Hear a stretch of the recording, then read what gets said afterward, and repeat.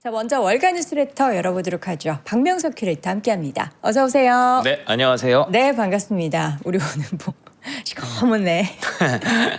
예, 좀 제가 하얀 거 입고 올 거 그랬어요. 아, 요즘 자꾸 편한 옷을 입게 되더라고요. 편한 옷. 네. 그쵸. 지금 여름에서 맞아요. 너무 더우니까 하니까 뭐 옷 입기 귀찮고 맞아요. 해서 잡히는 거 빨리 입고 그쵸.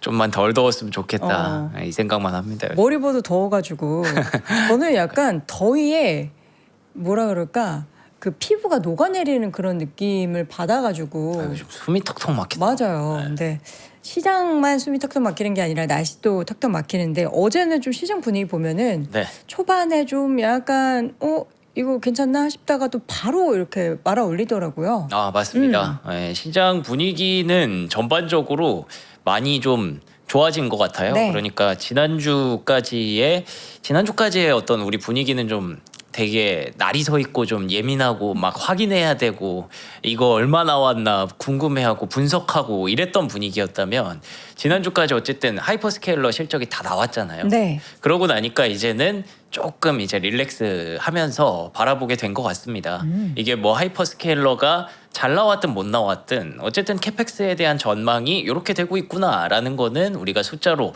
눈으로 궁금했던 걸 확인을 했고요. 그리고 지금 시장이 무엇을 원하는가 단순히 캐펙스만 올리면 되는 게 아니라 프리 캐시플로우도 좋아야 되고 앞으로에 대한 기대감도 가져와야 되고 각자가 돈을 어떤 식으로 AI를 활용해서 벌 것인가에 대한 청사진도 좀 제공해야 된다라는 그런 좀 까다로운 조건들이 있다는 걸 확인을 하고 나니까 이제부터는 시장이 그에 맞게 이제 조금씩 스텝을 밟아 나가는 것 같습니다. 네. 그래서 어제 그러니까 간밤에 8월 첫째 날이었잖아요. 미국도 월요일이기도 했고 근데 출발 자체가 아주 좋았어요. 산뜻하게 좀 올라갔었고 그 분위기는 일단 아까 말씀해 주셨던 유가의 하락 금리의 좀 안정세 요것도 작용을 했겠습니다만 하이퍼스케일러 분위기가 워낙에 좋아요 지금. 그래서 쫙 지수를 끌고 올라가는 흐름이었고요. 근데 거기에서 사실 아쉬웠던 게 이제 하드웨어 섹터가 되게 빨간불이 많이 들어왔거든요. 미국 기준으로 빨간불은 하락이니까.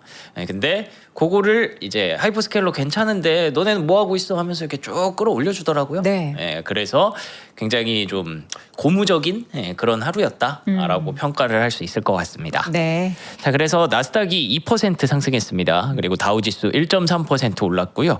다우는 사상 최고가 경신이라고 하더라고요. 그리고 S&P 500도 1.5%, 러셀 2000까지 1.7% 상승하면서 시장의 분위기 전반적으로 좀 좋았다라고 보시면 되겠고요. 애플 빼고 다 올랐네요, 거의. 맞아요. 알파벳 5%, 메타 6%. 메타가 실적 발표 직후에는 분위기가 상당히 안 좋았는데 그 이후에 계속 올라와요. 그리고 알파벳 같은 경우에는 실적 발표 날 급락했잖아요. 그 이상으로 훨씬 더 돌려놨습니다. 맞습니다. 그러니까 뭐 빅테크 걱정은 하는 게 아니다. 맞아요. 그나마 지금 걱정을 굳이 하자면 얘죠. 테슬라. 테슬라인데 테슬라도 뭐 바닥에서 조금씩 돌리기 시작했어요. 그래서 지금 322달러까지 올라왔고요. 그리고 저는 마이크로소프트도 5% 올랐는데 제일 인상적이었던 게 이 오라클이었어요. 오라클 9%. 네, 오라클이 9% 올랐다는 건 이거는 뭐 특별한 어떤 트리거가 있었다기보다는 네. 시장의 자신감이 좀 회복됐다라고 저는 해석을 했거든요. 시장의 자신감. 그러니까 빚내서 투자하는 오라클도 괜찮다. 네, 이 정도면은 다들 조금씩 방향을 잡겠다라고 생각을 했던 것 같고, 그래서 소프트웨어 종목들이 일제히 상승을 하는 모습이었고, 여기만 이렇게 빨강색이었거든요. 그래서 뭐 일부 종목들은 여전히 빨강색이긴 한데, 그래도 샌디스크가 6% 상승을 했고, 퀄컴도 괜찮았고, 마벨도 3.3% 상승, 델도 5.8% 올랐습니다. 그래서 소프트웨어 쪽에 대해서는 하이퍼스케일러가 자신감을 심어줬다면 하드웨어 쪽은 그건 것 같아요. 그래도 여기까지 빠졌는데 이 정도면은 이제 조금씩 바닥 잡을 때 됐잖아 라는 분위기로 좀 형성이 됐던 것 같습니다. 그리고 여기서 뭐 여러분들 다 아시겠지만 요거를 애프터마켓으로 바꿔보면요, 두 개의 빛이 좀 보이죠? 다나호 좋았고 그쵸, 팔란티어가 12% 급등하고 있습니다. 이게 사실은 일단은 컨콜을 좀 봐야겠죠. 네, 컨- 6시부터 하죠. 맞습니다. 지금 아마 시작을 했을 건데 컨콜에서 팔란티어가 어떤 얘기를 하는지 좀 봐야 될 것 같은데요. 최근에 분위기상으로 사실 조금 예상됐었잖아요. 그러니까 이제 오픈웨이트 모델과 그 프론티어 모델 간의 어떤 그 내러티브의 경쟁 같은 것들. 네. 근데 오픈웨이트 모델 쪽으로 가면 오픈웨이트 모델이 필요하다라고 가장 먼저 주창했던 게 팔란티어였기 때문에 그래서 팔란티어가 할 일이 좀 많아지고 있겠구나라고 생각을 했어서 네. 사실 실적에 대해서는 잘 나올 거다라고 기대를 했거든요. 근데 팔란티어 뭐 오래 보신 분들은 아시겠지만 맨날 이거 이래놓고 다 이제 사실 실적 발표 이후에는 사실 분위기가 별로 안 좋았어요. 예. 그 기대감은 쭉 심어놓고 실적 발표 이후에 분위기가 안 좋았기 때문에 네. 이게 약간 좀 그 역사를 거스르고 있는 중인 거거든요. 원래 실적 발표하자마자 내리꽂는 게 팔란티어 특이었는데 일단 여기서 한번 뒤집어졌고 요즘의 분위기가 워낙에 또 본장 가서 보자라는 분위기가 있기 때문에 그거를 한번 이따가 좀 봐야 될 것 같습니다. 네. 그리고 온세미컨덕터도 지금 괜찮아요. 그만큼 많이 빠진 것도 있죠. 온세미가. 그런데 3.8% 올라오고 있어서 시장의 분위기를 계속 좀 끌어가지고 있고요.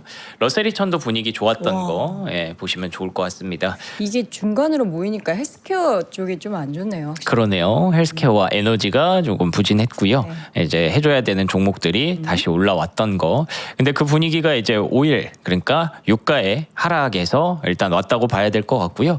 그리고 10년물 국채금리가 막 4.75까지 가더니 이 진짜 지난주 금요일은 진짜 약간 좀 겁났잖아요. 윗꼬리를 싹 달았네요. 네, 근데 어쨌든 이런저런 뭐 트럼프 대통령의 좀 노력이라고 해야 될까요? 금리를 잡겠다는 의지를 좀 보여주고 있거든요. 잠시 후에 하나씩 좀 열어보면 좋을 것 같고요. 그리고 달러 인덱스도 100 밑으로 떨어진 상황, 비트코인 가격도 현재 63,000달러 지켜내고 있는 상황입니다. 네. 우리 시청자분들 야간 선물 보셨죠? 예, 마이너스 5%에서 촤라라 말아 올리더니 0.36% 상승으로 마감이 됐습니다. 다들 이제 밤 새시는 거죠, 요즘에. 왜 그러세요? 잠도 주무시고 그러셔야지.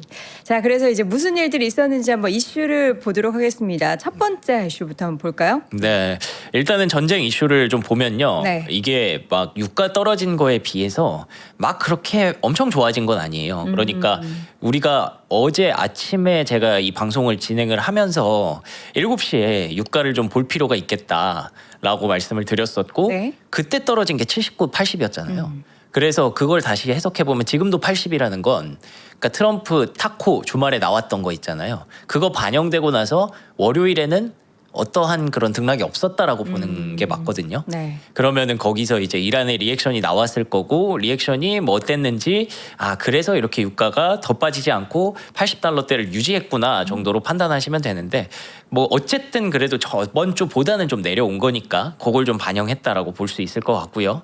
그래서 트럼프 대통령은 이란과의 새 협상을 이제 뭐 호르무즈에 대한 거래가 성사된 것 같습니다. 월요일 오후에 시작할 예정입니다. 이런 얘기를 했는데 이란은 뭐 여전히 평행선을 달리고 있습니다. 재개방을 거부했다라고 하면서 우리는 뭐 잘 모르겠는데 관심 없는데 라는 식으로 계속 이렇게 선을 긋고 있어요. 근데 이란 입장에서 봤을 때 트럼프 대통령이 전쟁을 하는 것보다는 대화를 선호하는 것 같아 라고 자의적으로 해석을 해서 그런 얘기까지 한다는 그런 얘기가 막 나올 정도면 이란이 사실상 계속 좀 더 뭔가 좀 주도를 하고 있는 분위기를 그렇게 볼 수가 있는 거죠. 그래서 이란이 굉장히 유리한 그런 상황에서 계속 이 상황을 끌어가니까 트럼프 대통령이 계속 좀 화가 나는 거고 그래서 이게 좀 끌려가는 듯한 그런 느낌을 지울 수가 없는 건 사실입니다. 그래서 유가를 원래 진작에 잡았어야 되는 걸 다시 지금 80달러까지 올려놓고 지금 굉장히 골머리를 앓고 있는 거고요.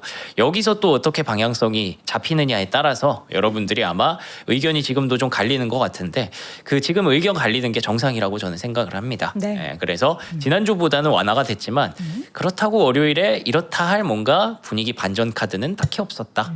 그래서 트럼프 대통령은 또 화가 났어요.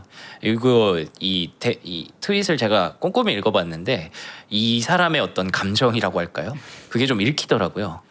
믿을 수 없을 정도로 이중적이다.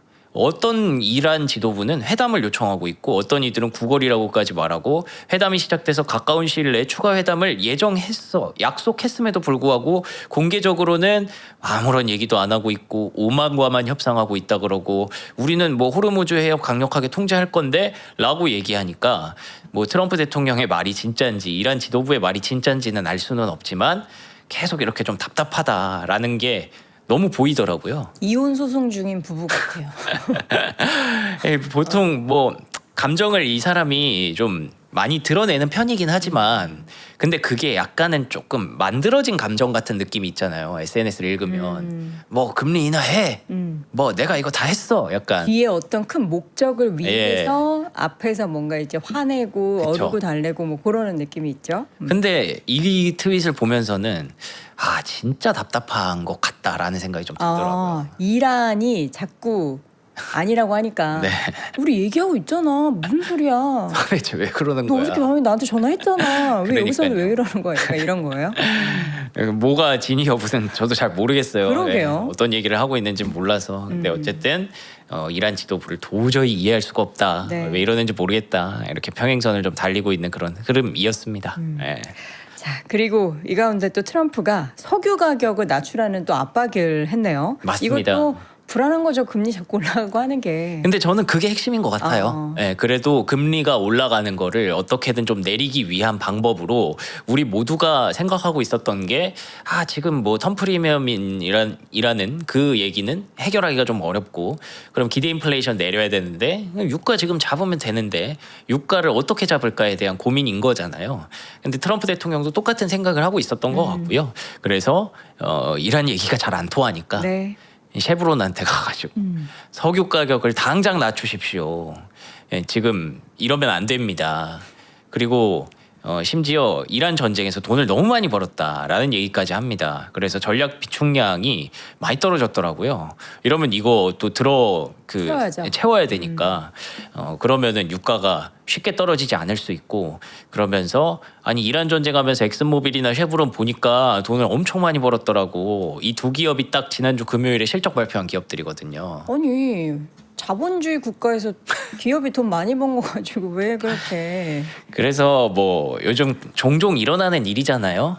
우리나라도 그렇고 미국도 그렇고 예. 네. 국가가 이 시장에 상당히 좀 개입을 많이 하고 영향을 많이 미치려고 하고 근데 지금 좀 그런 환경이에요. 네. AI 때문에 AI 인프라 투자 때문에 많은 것들이 지금 고민이 많고 좀 꼬이고 있고 인플레이션도 잡기 힘들고 이러니까 뭔가 그 국가의 힘이 좀 필요하다라고 판단하는 정부들의 움직임이 좀 나오는 거고요. 네. 그래서 여기도 실제로 그래가지고 이런 얘기가 나와요. 그 돈의 일부를 국민에게 돌려줘야 한다.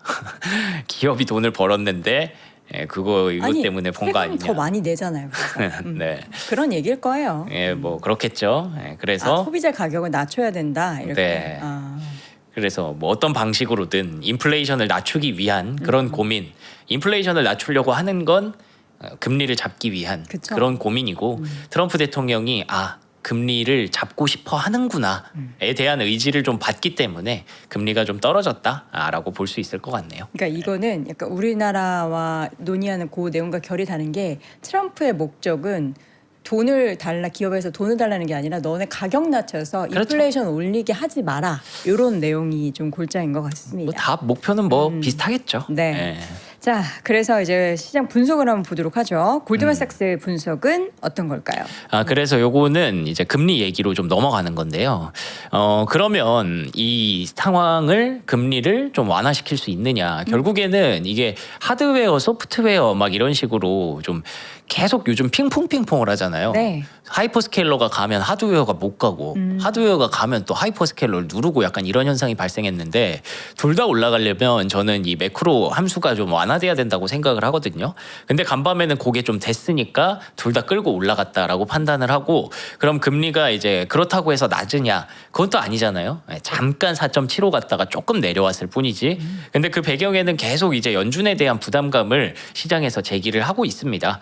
골드만삭스는 워시 의장의 현재 스탠스가 앞으로의 연준의 변동성을 계속 만들 수밖에 없다. 이렇게 대응 메커니즘이 피드백을 개선하는 게 아니라 통화 정책 전달을 지연시키고 사람들을 자꾸 아리송하게 만든다는 거죠.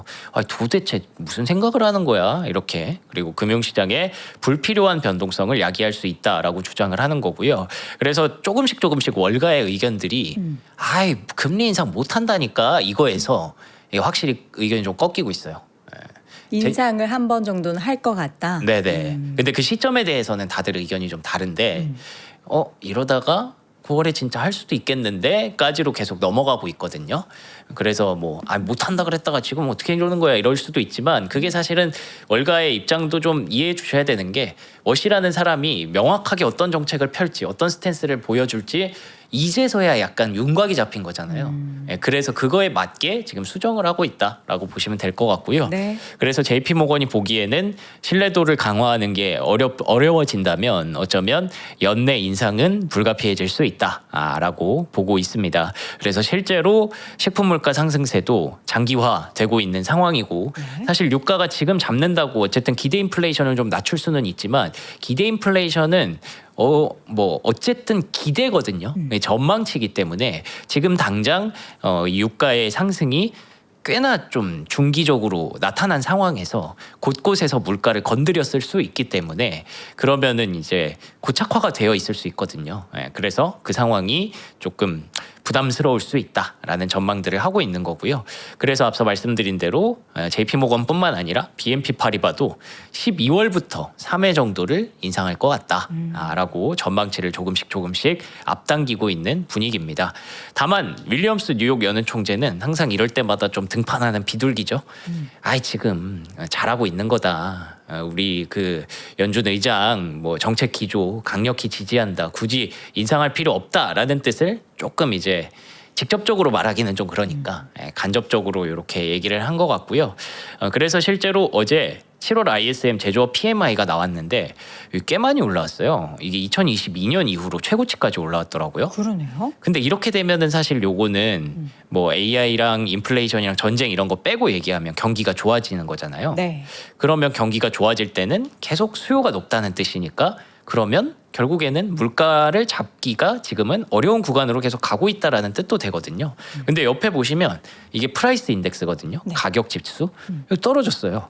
그러네요. 예, 그래서 이게 지금 물론 이 추세 자체는 올라가고 있는 구간이지만 지난달에 비해서 프라이스가 73에서 71.1까지 좀 완화가 된 것.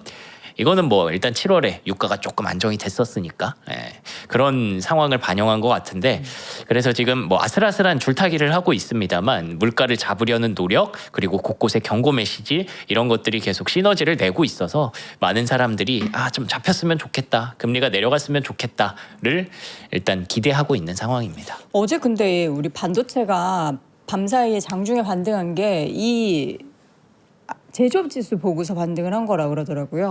그럴 수도 있죠. 반도체에 있어서의 그 수요를 보면서 좋네 하는 그런 분위기가 형성이 됐다. 그러면서 올랐다라고 그냥 갖다 붙이는 걸 수도 있어요. 네. 자, 분석들은 여러 가지 나오고 있으니까. 네. 자, 미국이 지금 유로화를 팔아서 엔화를 샀죠. 맞습니다. 왜 개입을 하는 걸까요? 그러니까 이것 또한 목적이 결국에는 채권 금리를 잡기 위한 목적이라는 점에서 시장이 계속 의지가 있구나 이렇게 봐주는 거예요. 일본이 미국 채권을 그만 팔게 하기. 네, 맞아요. 그러니까 이게 되게 애매한 게 네. 저희 이제 월모브를 계속 많이 봐주시는 분들은 아시겠지만 네. 최근에 제가 얼마 한 달 전이었나 베센트 재무장관이 대놓고 지금 강달러를 가겠다. 네. 천명을 해버렸잖아요. 그때의 목표는 유가를 잡기 위한 그런 목표가 숨어져 있었던 것 같다라고 네. 말씀을 드렸었고 근데 지금 갑자기 이제 엔화의 강세를 용인하는 거잖아요. 그렇죠. 베센트랑 트럼프가. 네. 그건 또 반대거든요.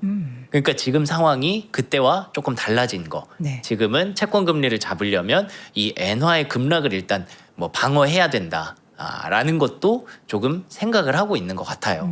그래서 달러 약세가 좀 나오지만 그거를 만들어서 금리를 좀 낮추는 방향도 지금 고려를 하고 있는 것 같습니다. 그래서 이 모든 행위들이 강달러를 용인했던 거는 유가를 잡기 위함이었고 지금의 엔화 강세를 용인하는 거는 채권 금리 달러의 약세를 보면서까지 채권 금리를 잡기 위한 모습이니까 아 이들의 움직임의 트리거는 여전히 금리에 꽂혀 있구나라는 거를 여러분들이 생각하시면 될 것 같고요. 이게 그렇다고 해서 이렇게 사람들이 노력한다고 잡히는 건 아니잖아요. 그쵸. 그래서 이들이 계속 방법론을 고민하는 건데 어쨌든 이들은 어떤 목표가 있든 간에 이게 AI 인프라 투자를 좀 더 원활하게 진행하는 것에 목표가 있든 아니면 중간 선거의 승리에 어떤 목표가 있든 간에 그 금리를 잡는 것에 대해서는 진심이다. 예. 그거를 좀 맞아요. 확인하시면 좋을 것 같습니다. 그래서 일본의 그 엔화에 개입한 이유가 그거라고 보시면 될 것 같고요. 그래서 시장 안정을 목표로 한다. 글로벌 채권 시장에도 긍정적인 영향을 미칠 것으로 보고 있다. 다만 이거 좀 인위적으로 만드는 거는 또 불가능하기 때문에 일본 은행이 어떻게 좀 움직여줘야 된다라는 얘기도 나오고 있고요. 트럼프 대통령은 아예 그런 거 아니야. 그거 그냥 우정의 표시야. 우리 친해서 그래. 우정의 표시로 엔화를 샀다. 뭐 이런 얘기도 했습니다. 네. 근데 일각에서는 아까 말씀해주신 대로 유로화를 팔아서 엔화를 그러니까. 샀다는 게 이게 사실은 진심이냐 아니냐에 대해서 약간 의구심이 있다 이거예요. 진심이냐 아니냐? 진심이면 우정의 그 표시가 진심이냐? 그러니까 엔화를 진짜 올리고 싶은 거면 달러를 팔아서 그걸 맞아. 했어야 되는 건데 유로를 유로화를 팔아서 그러면 달러 약세로 도는 게 아닌데 그러면 엔화 강세가 나오겠어? 이렇게 의구심을 갖고 있기 때문에 어쩌면 괜히 이렇게 살짝 발 담그는 척만 했다가 네. 약간 역으로 움직일 수 있다라는 점에서 시장이 좀 의구심의 시선도 좀 갖고 있다 정도로 보시면 되겠네요. 자, 뭐 의구심이라는 단어가 나왔는데 저는 우리 시청자분들의 월무부에 대한 애정을 의심하지 않습니다. 갑자기요? 우리 시청자분 중에 이제 한 분이 대표로 겨울사님이 무더위에 시원하게 커피 한 잔 하라고 15,000원에 슈퍼챗을 고맙습니다. 써주셨어요. 이거 새벽에 하기 진짜 어려운 행동이잖아요. 그러네요. 우정을 우정을 증명한 거죠. 요거는 이제 사비 털어가지고 아유 다른 거 고맙습니다. 판 거 아니고 사비 15,000원도 쉽지 않아요. 이게 제가 생각했을 때는 구글이 한 40% 가져가는 거를 감안한 슈퍼챗이 아닌가. 고도의 계산으로 이렇게 주신 게 아닌가. 배려 깊은. 2잔 사 먹으라. 이렇게 딱 고맙습니다. 너무나 잘 먹겠습니다. 네. 여러분들 슈퍼챗을 뭐 쏘시고 싶으시면 쏘시는데 그걸 바라지는 않아요. 바라지는 않아요. 어차피 저희한테 안 들어와요. 안 들어와요? 네. 돌아 들어오겠죠 다 뭐. 그게 다 우리 그 주변에 다 들어가 있는 거예요. 다 놓여져 있는 거예요. 여러분 감사합니다. 자, 알리바바가 최신 AI 모델을 공개를 했어요. 맞습니다. 그래서 이게 사실은 장 초반에 반도체 종목들을 좀 눌렀던 그런 내러티브라고도 하더라고요. 네. 알리바바뿐만 아니라 뭐 창신 메모리가 공장 하나 더 짓는다 이런 얘기도 있었거든요. 그래서 지금 계속 그 AI 모델 경쟁에 대해서 어떤 쪽이 이길까를 우리가 확신할 수가 없으니까 그 배팅의 방향성도 확신이 안 되는 것 같아요.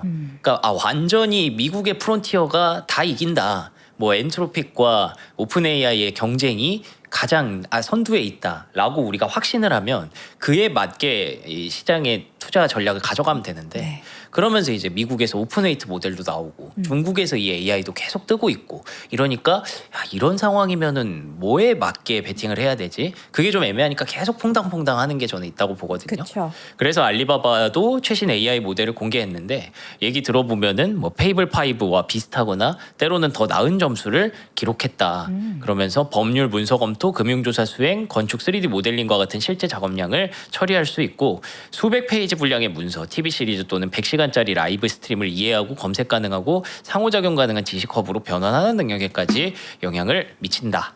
라고 해서 점점 AI가 빠르게 고도화가 되고 있는 것만큼은 사실입니다. 그래서 요거를 계속 우리가 좀 잘 지켜봐야 되는 포인트라고 생각을 했고요. 그래서 일론 머스크는 야 이러다가 이거 AI 주도권 중국이 가져갈지도 몰라 이런 얘기를 하는데 이 사람은 명확해요. 진영이 오픈웨이트 모델이 필요하다 쪽이거든요. 그게 오픈웨이트 모델이 진짜 필요해서인지 아니면 클로드와 그 GPT에 대한 어떤 독주 체제를 조금 견제하고 싶어서인지는 모르겠습니다만 그래도 계속 우리는 좀 더 뭉쳐서 오픈웨이트 모델을 만들어야 된다. 약간은 경고성 메시지를 계속 하는 거죠. 네. 그리고 허깅페이스가 여기가 이제 거기로 유명해졌잖아요. GPT한테 한번 당한 곳, 보안 뚫렸던 곳으로 네, 유명해졌는데 거기도 이제 얘기를 하는 거죠. 중국이 오픈 모델 시장을 장악하고 있다. 그래서 우리는 좀 더 빠르게 이에 대응할 수 있는 대중적인 모델이 계속 필요하다. 토큰 비용도 좀 낮추고 그러면서 뭔가 좀 정부도 같이 움직여야 되고 이런 모습들을 계속 어필을 하고 있습니다. 그래서 그런지 백악관이 화요일에 주요 AI 기업들 미팅을 또 열었다고 합니다. 엔스로픽, 오픈 AI, 구글 그리고 들어보니까 뭐 메타도 간다고 하더라고요. 주요 기업들과 만나서 어떤 방향성에 대해서 계속 논의를 할 예정이라고 하니까 그게 뭐 당장 뚝딱해서 정해지는 방향성이 나오지는 않겠지만 그래도 계속 윤곽을 좀 탐색해 볼 수, 모색해 볼 수 있지 않을까 싶습니다. 네. 시타델. 시타델. 예. 여러분 이런 시타델이 이제 여러분 과열 현상이 대부분 해소됐대요. 그래서 예. 말아 올리고 싶답니다. 야. 예, 한번 들어볼까요? 무슨 얘기를 하는지. 정확하게 저의 네. 의도를 파악을 하셨군요. 얄밉잖아요. 자기네들 포지션대로 시장이 움직이니까 얼마나 재밌겠어. 그쵸? 네, 시타델 네. 여러분들이 아마 잊지 않으셨을 그 이름일 겁니다. 네네. 그 레오폴드 어셴브리너라는 25살의 우리 꿈 많고 능력 있는 청년의 펀드를 싹 다 흡수해간 저가. 예, 시타델 저가로. 증권이고요.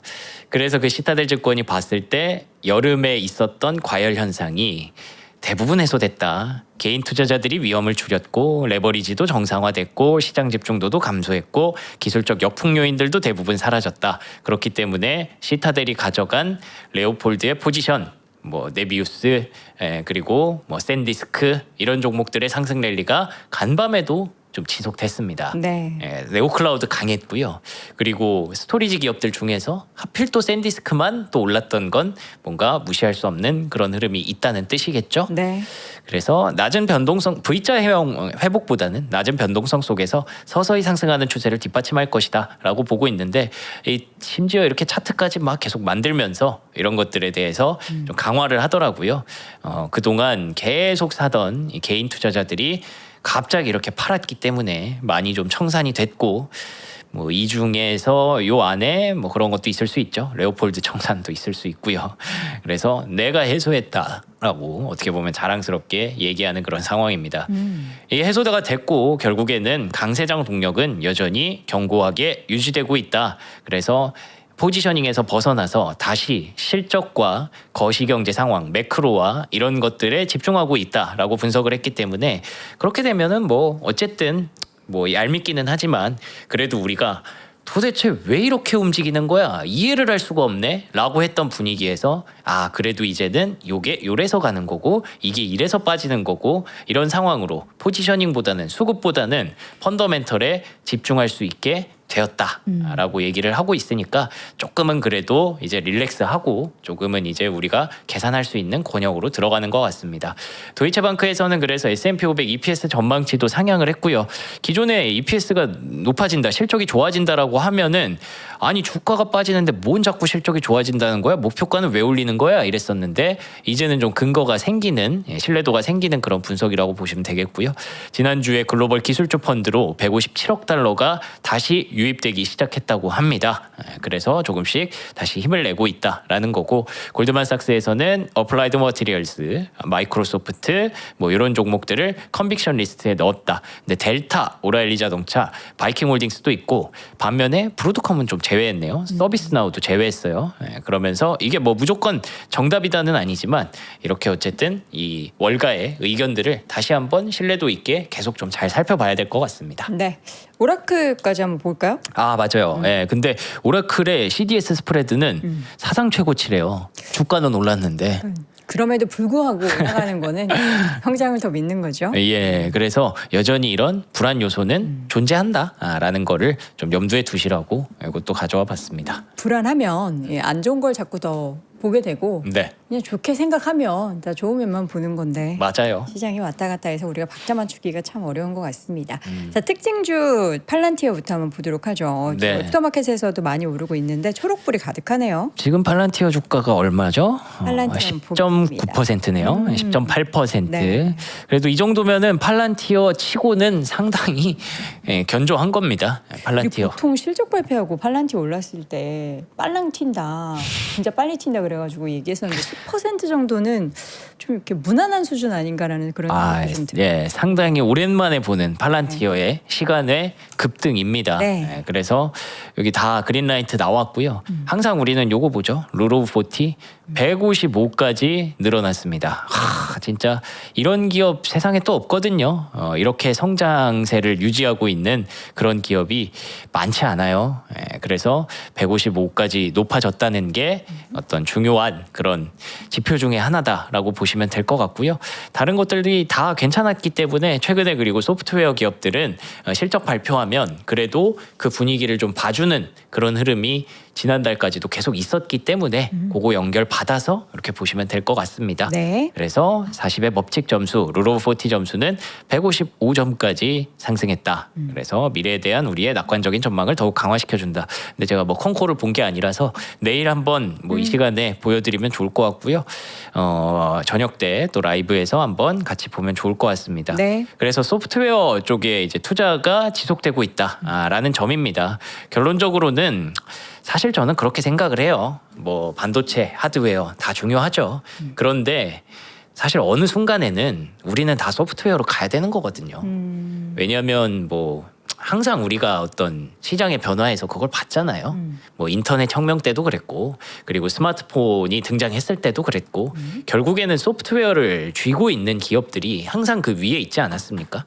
대표적으로는 최근에는 애플이 그랬었고, 그리고 애플이 뭐 아이폰 많이 팔아서 그런 것도 있지만 결국에는 그 어떤 환경을 지배한 게 중요하기 때문에, 그러면서 그 다음으로 강했던 종목이 또 알파벳이었죠. 구글의 안드로이드 진영과 애플의 iOS 진영으로 나뉘어서 시가총액을 다퉜기 때문에, 그리고 이제 그 전에는 뭐 통신사들도 있었을 거고, 그런 흐름들이 계속 있었기 때문에 하드웨어는 그 어떻게 보면 AI 인프라를 까는 초반의 분위기에서 어느 순간에는 다 소프트웨어의 경쟁으로 분명히 넘어갈 거기 때문에 이 흐름들을 우리는 계속 지켜봐야 된다라는 점이고요. 그래서 앞으로 만약에 그런 오픈웨이트 같은 것들이 계속 나오고 기업들도 다양한 산업 분야에 이 AI 모델을 계속 배포하고 적용하고 이런 순간들이 계속 좀 더 확산이, 저는 이미 가고 있다고 생각을 하거든요. 그렇게 된다면 소프트웨어 기업들 AI 시대에 적응하면서 계속 살아있는 기업들은 아마 큰 돈을 벌게 될 것이다 라고 보고 있는 거라서 계속 소프트웨어에 대한 관심 여러분들에게도 필요해 보입니다. 네. 그래서 그런지 네오클라우드가 또 급등을 했어요. 뭐 네비우스만 말씀드렸었는데 코어웨이브도 많이 올라왔거든요. 사실 네오클라우드를 하드웨어에 붙여야 될지 소프트웨어에 붙여야 될지 모르겠어요. 네오클라우드는 소프트웨어 아니에요? 그렇죠. 클라우드라는 이름이 그러니까. 붙어 있으니까 서비스를 제공하는 거니까. 네. 근데 이들이 돈을 못 버는 이유도 똑같거든요. 계속 이 하드웨어가 확실하게 정리가 되어 있지 않아서 데이터 센터가 확실하게 그 주문받은 수요에 비해서 납품이 제대로 서비스를 해주고 있지 못해서 계속 주가가 발목을 잡히는 건데, 그래도 이제는 코어웨이브에 대해서 151달러까지 제시를 하면서 좀 더 올라갈 수 있다라는 점, 위험 대비 수익률이 더 높다고 판단한다라는 점을 긍정적으로 평가받았습니다. 네, 마이크론 소식도 보도록 하겠습니다. 마이크론은 사실 오르긴 했는데 상승폭이 좀 제한적이었어요. 네, 맞습니다. 장 초반에 또 많이 하락했었어요. 네. 근데 그게 이제 중국발 우려에 좀 변동성이 있다. 여기 배경을 보시면 CXMT 얘기가 좀 있지 않습니까? 네. 익스펜션 플랜, 그러니까 베이징에 추가 공장 건설을 검토한다. 증설 소식 어제 이제 우리 시간으로 낮에 또 전해지면서 우리 증시에도 좀 영향이 있었던 것 같긴 해요. 네.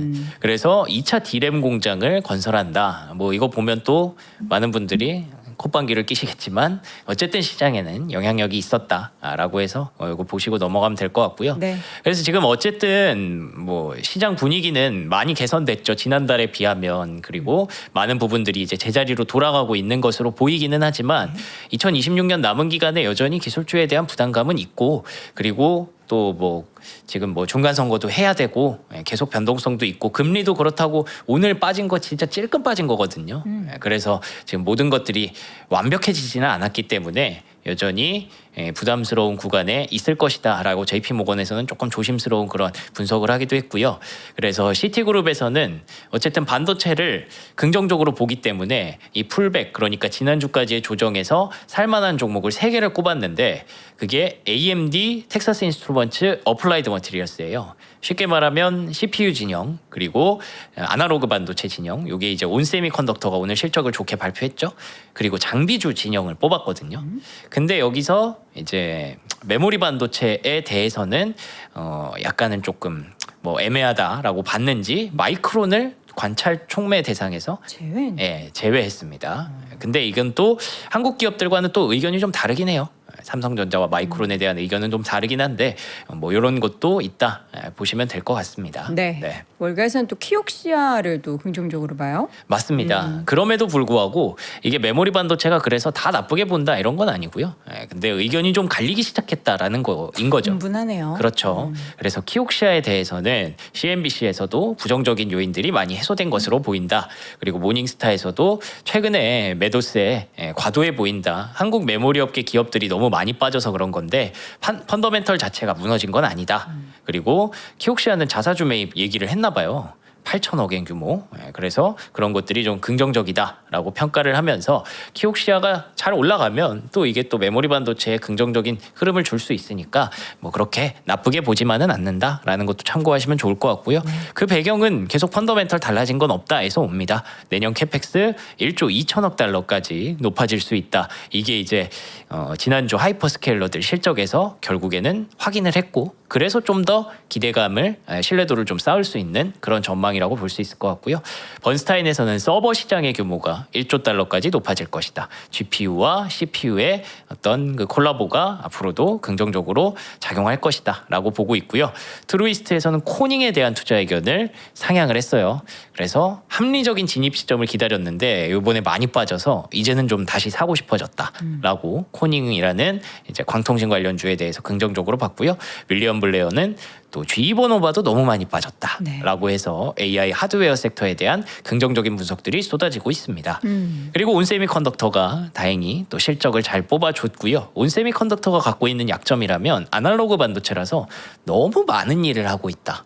그래서 좀 집중이 안 된다였는데 그래도 다 전반적으로 지금 호조를 만들어내고 있어서 그래서 시간에 긍정적인 주가가 나오고 있고요. 내일 또 확인을 해볼 필요가 있습니다. AMD도 이런 분위기에 그대로 영향을 받을 것이냐. 그러니까 지금 지난달까지만 해도 실적이 뭐가 중요해 그냥 주가 다 빠지는데에서 이제 이번 주 조금 뭔가 분위기가 좀 바뀌는 느낌이잖아요. 아 이제 실적이 다시 중요해지는구나. 과연 AMD가 그거까지 연결을 해줄 것인지. 그리고 스페이스X가 기다리고 있습니다. 스페이스X는 조금 이제 부담스럽죠. 그런 것들을 이겨낼 수 있을지 내일이 또 중요해질 것 같네요. 네, 스페이스X가 지금 실적 발표도 중요한데 그 실적 발표하고 나서 이제 물량이 풀리기 시작하는 거죠.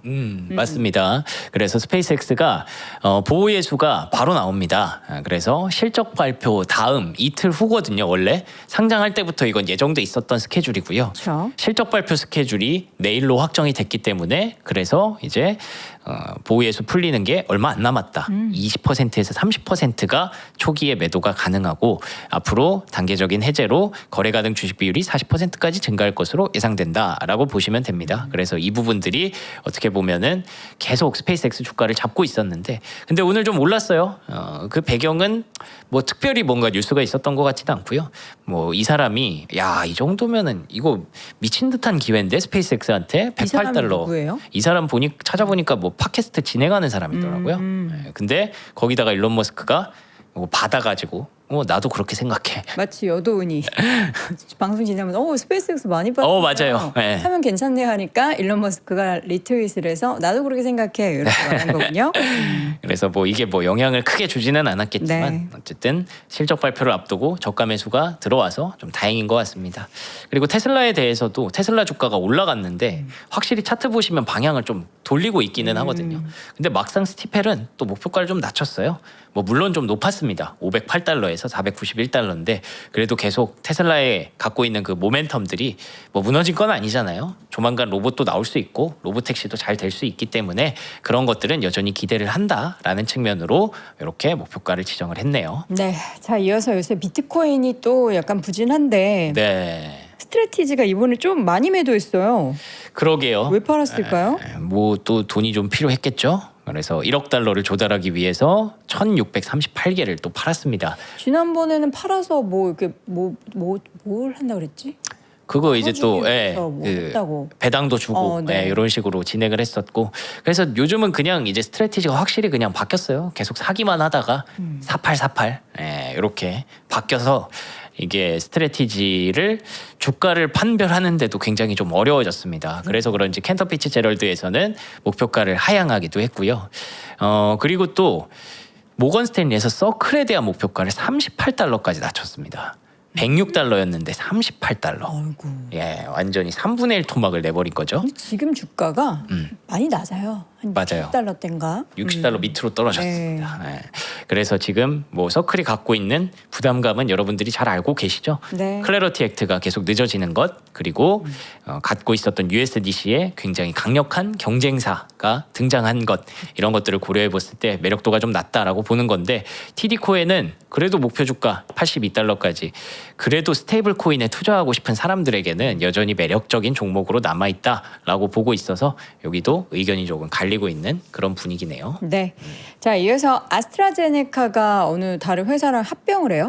이 회사는 뭘까요? 브리스톨 마이어스 스킵. 네, 요것도 꽤 덩어리가 있는 기업인데 요 두 개가 이제 합병을 검토하고 있다. 그래서 제가 어지간하면은 제약바이오 섹터에 이런 합병 기사가 하루 이틀 나오는 것도 아니라서 네. 굳이 막 말씀드리지 않는데 요 두 개는 진짜 큰 기업들이거든요. 그래서 아마 역사상 최대 규모 중 하나가 될 것이다라고 했는데 이제 별로 안 좋아한다고 하더라고요. 아스트라제네카 주가는 오히려 급락이 좀 나왔습니다. 그래서 요 이슈가 또 만들어내는 그런 분위기들 한번 그냥 참고하시라고 뉴스 가져와 봤고요. 네. 그리고 요것도 여러분들 잘 아시겠지만 요즘 스파이더맨 잘 돼요. 저 재밌다 그러더라고요. 네, 좀 봤거든요. 재밌어요. 봤어요? 감동적이어서 눈물 흘렸다는 사람들이 있던데 그 녀석 아니에요? 아 죄송합니다. 너무 비웃었어요. 지금 비웃었네. 눈물 흘린 사람들이 비웃었어요? 명성이 F잖아. F긴 한데 저는 이 현실에서 좀 있을 법한 일을 또 공감하는 거지. 아 그래요? 거미인간이 날아다니는데 그거 보고 울지는 않아요. 저는. 그래서 AMC가 요즘 요것도 좋고 요게 잘 됐고 주말 오프닝 역대 최고 흥행했다고 합니다. 그래서 AMC 주가도 많이 올라갔고요. 그리고 주말 매출 사상 최고기로 아이맥스라는 종목이 아예 따로 있거든요. 우리 아이맥스 그 영화의 그 아이맥스 말하는 거예요? 네네네. 근데 오디세이 이번에 저도 이게 진짜 보고 싶어가지고 네. 아이맥스를 예매하고 싶었는데 다 털렸더라고요 이미. 용화맥 이런 거 다 털려가지고 어떻게 봐야 될까 고민 중인데 네. 어쨌든 요 주가도 사상 최고치 랠리를 달리고 있어서 여름이라 덥기도 덥고 극장가의 분위기가 상당히 좀 좋아지고 있다고 합니다. 그러니까 지금 에어컨 빵빵한데 다들 찾아서 헤매잖아요. 맞아요. 영화관은 되게 춥더라고요. 저는 항상 추워가지고 옷을 챙겨가곤 하는데 스파이더맨 저도 조만간 좀 보고 후기를 말씀드리도록 하겠습니다. 자, 오늘 이제 더운 날씨에는 이열치열이라고 하죠. 그래서 저희가 매콤한 볶음 요리 제육과 닭갈비를 가지고 왔습니다. 닭갈비 먹어본 지 진짜 오래됐는데 여기서 먹네요. 제육 네팩. 제육은 이제 또 우리 남성분들의 소울푸드인 분들이 되게 그럼요. 많잖아요. 제육과 닭갈비. 요거 제육은 한돈을 사용했고요. 닭고기는 순살 사용한 고 제품입니다. 제육이 4팩 들어가 있고요. 닭갈비가 거의 2팩 더 서비스로 드리는 거예요. 치즈 토핑은 별도 구매라고 하니까 이거 참고해 주시고요. 이게 이렇게 6팩 구성이 29,900원. 1인분에 3,300원 꼴이 되는 겁니다. 총 9인분 구성으로 준비했습니다. 요거 이제 지금 저렇게 밥 볶아 먹으면 너무 맛있죠. 야. 저는 개인적으로 닭갈비를 더 좋아하기 때문에 닭갈비 한번 먹어보도록 저는 일단 하겠습니다. 제육을 먹었는데 매콤합니다. 매콤한데 달달하기도 해요. 그리고 닭갈비 먹어보겠습니다. 춘천 갈 필요가 없네. 개인적으로는 닭갈비는 맛있다. 왜냐하면 아까 말씀하신 것처럼 제육은 남자들의 소울푸드이기 때문에 제육에 대해서 저는 허들이 좀 있습니다. 아 그래요? 네. 진짜 맛있는 제육을 좋아하거든요. 개인적으로. 그러니까 이것도 맛있긴 한데 아 맞아요. 둘 중에 비교하자면 네. 닭갈비가 더 맛있다. 맛있다. 제육은 우리가 생각하는 그 맛있는 평범한 제육이고 닭갈비는 약간 불맛 나는데요? 맞아요. 네, 그런 맛이 있어서 저는 맛있어요. 닭갈비가 좀 더 맛있네요. 해동 후에 볶아주면 5분 만에 완성이 되고요. 밥 반찬 뭐 물론 좋고 또 더우니까 밖에 나가지 말고 소주나 맥주 한 잔 이렇게 먹으면서 안주용으로도 좋겠습니다. 자 그리고 우리 명선이 맛있게 먹는 사이에 노트북 하나 소개를 해드릴게요. LG그램의 11세대 테라급 제품을 저희가 최초로 187만 원 아니고요. 그냥 87만 원에 준비를 했습니다. 요거 핫딜 가고요. 업무가 빠르게 진행될 수 있도록 저희가 고사양으로 준비했습니다. 램 16GB, SSD가 1TB, 한 손으로 가볍게 들 수 있는 엄청나게 가벼운 999g의 초경량 제품, 선명한 IPS FHD 디스플레이가 장착이 되어 있고요. 윈도우 11 설치가 완료가 되어 있기 때문에 받아보시고 바로 사용하실 수 있는 그런 제품입니다. 구입하실 때 샤오미 USB 미니 선풍기도 함께 사은품으로 준비될 예정이니까 되게 귀엽네요. 저게 나의 시원함을 하는 것도 좋지만 우리 왜 노트북 오래 쓰면은 또 더운 곳에서 쓰면은 약간 가열되곤 하잖아요. 그럴 때 또 식히는 용도로 사용해도 좋을 것 같습니다. 자 정말 어디에서도 볼 수 없는 핫딜 가격 87만 원에 여러분 노트북 필요하신 분들 가져가시기 바랍니다. 모든 내용은 영상 아래 링크 통해서 확인해 보시고요. 지금까지 월간 뉴스레터 박명수 큐레이터 함께했고요. 잠시 후에 한상희 연구위원과 돌아오도록 하겠습니다. 고맙습니다. 고맙습니다.